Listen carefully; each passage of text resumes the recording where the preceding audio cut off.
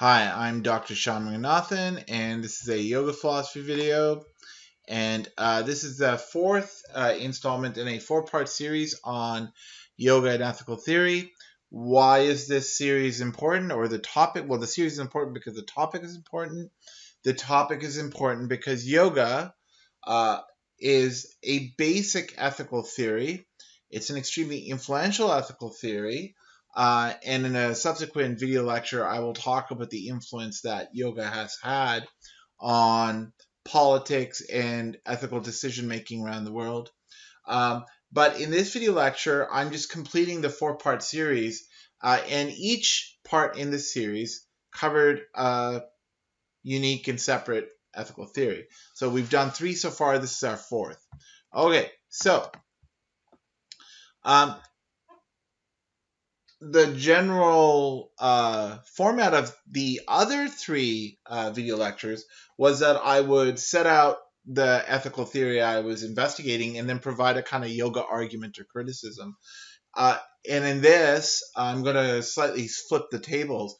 I'm going to set out yoga and then consider some responses from two of the alternative ethical theories. Okay, now ethics or morality, or dharma in the Indian tradition, is about the right choice or good outcome. Okay, and there are four possible basic theories about the right choice and good outcome. Okay, and here they are. The good cause of the right, that's virtue ethics. Right, so for the virtue ethicist, you can't know what to do if you don't have a good character, and it's the goodness of the character that brings about the appropriate teaching or choice. Then there's the good justifies the right. This is consequentialism. According to the consequentialists, there are these good outcomes out there, and the right thing to do is the means to getting to those outcomes. Then there's deontology. Deontologists treat the actions the actions of ethics, such as our duties and our choices, as good and requiring some type of justification for why we should choose them. Okay, and so it flips consequentialism. Here, it's the right that justifies the good. And then finally, we come to yoga. Yoga is the view that the right causes the good. Okay, and if you notice, yoga is the mirror image of virtue ethics. So virtue ethics is extremely influential. It's the ethical theory behind theism, which holds that there's a good God and all moral guidance follows from the goodness of God's character, right? Which is why if you're a theist, it's very important for you to take God seriously because it's God's teachings or guidance that is the content of ethical theory for you. Okay, now yoga is the mirror opposite, right? It's not goodness that comes first; it's rightness that comes first, and in perfecting rightness, we get to the good. Okay, now whereas virtue ethics, consequentialism, and deontology are to be found the world over, yoga is unique to India. Okay. Now, and I mean this historically, not contemporarily, because of course today yoga is practiced everywhere. But if you look at the three ancient philosophies, traditions of philosophy, the Chinese, the European, and Indian, yoga is only found in the Indian tradition. Okay, so according to yoga, the right choice is defined by devotion to the ideal of the right, or the idea of the right, which is the Lord. And the Lord is defined by two attributes, unconservatism and self-governance. And the good is just the perfection of the practice of being devoted to that ideal of being unconservative and self-governing, by not being stuck in the past and free to move forward. Unlike all the other three ethical theories, this picture explains the right choice without reference to the good. Why? Well, in the case of yoga, we have a definition of the right thing to do by virtue of another idea of the right, namely the Lord. The Lord is a procedural abstraction of unconservatism and self-governance. And so the idea is then that we define the right thing to do by deference to the essence of the right thing to do, which is the Lord. So we don't actually need goodness, actual good outcomes, to be part of our story when we are talking about ethics as yogis. Now, this is very important because if you needed goodness to come first, you couldn't actually say practice yoga if you weren't somehow already good at it, right? But the importance of yoga in practice is that devotion to the ideal of the practice, the Lord, gives meaning to our practice of yoga, even if we're not any good at it, right? And so that it's that devotional practice that sustains the meaningfulness of the practice, even when we're not good at it. But the idea is that, look, if you keep practicing, what happens is you perfect the practice and then you're good. Okay, so virtue ethics, here's a virtue ethical response. One can't learn yoga without a teacher, but that's just virtue ethics. You have to find someone who is good at yoga to teach you how to do it. Very common assumption.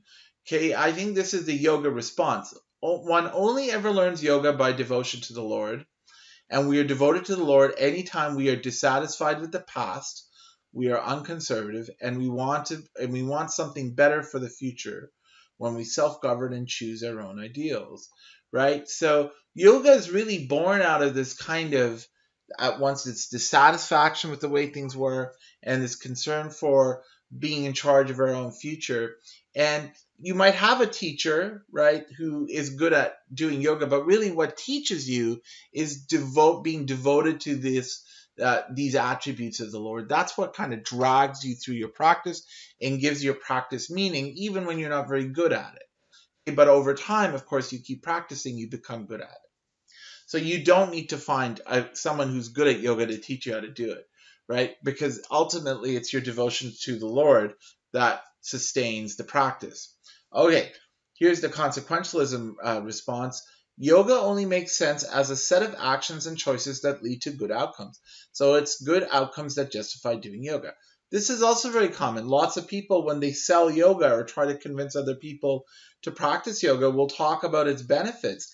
And, yoga can be sold as something you do because of these benefits, right? But then yoga simply becomes a means to an end. And for a lot of people, that's the way they're able to market it, right? They're able to market yoga because it's a means to some end, maybe happiness or being calm or something like that. Right. And, maybe it's just easier in people's psychology to part with money if they think that you're going to help them get to someplace they want to go. So it's probably very tempting to package yoga this way. Okay, now here's the problem. The problem with consequentialism is that it makes sense of the goals as things that are not what we do or choose even, which means that they're not even really in our control. What's in control is our choices and what we do. And what's not in control are the things that we hope to achieve, right? And the reason they're not in our control is that if they were, they would simply be what we do or choose, right? So consequentialism has to provide us a picture of the outcomes or the goods of reality that we really want, that are so cool that they justify doing something to get there. But that picture shows you that the good things you want are not really already in your control, right? Somehow you have to get there, and you might not. Okay. However, if you were to really think that no, these good things are in your control because they're simply a function of perfecting right action or right choosing, then that's yoga, right? Yoga is the idea that when you perfect the practice, goodness is what you obtain, but the goodness is simply the perfection of the practice, right?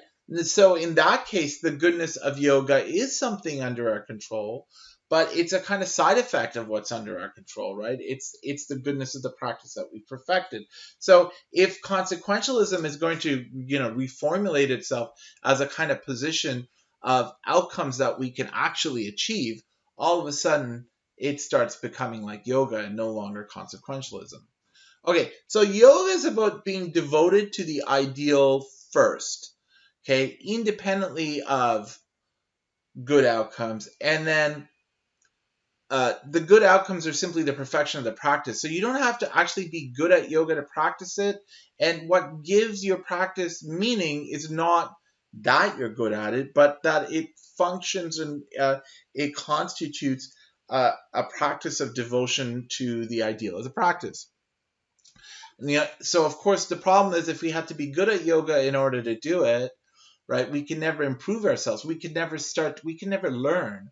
And this is why yoga is so important for all learning, right? If you actually had to already have accomplished everything before you set on your journey of learning, right? If somehow you already have to have access to knowledge before you start your journey of learning, no one could ever learn.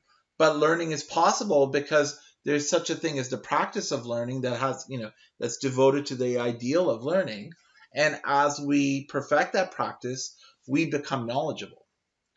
Okay, but then knowledge is simply a side effect of our devotion to the practice of learning.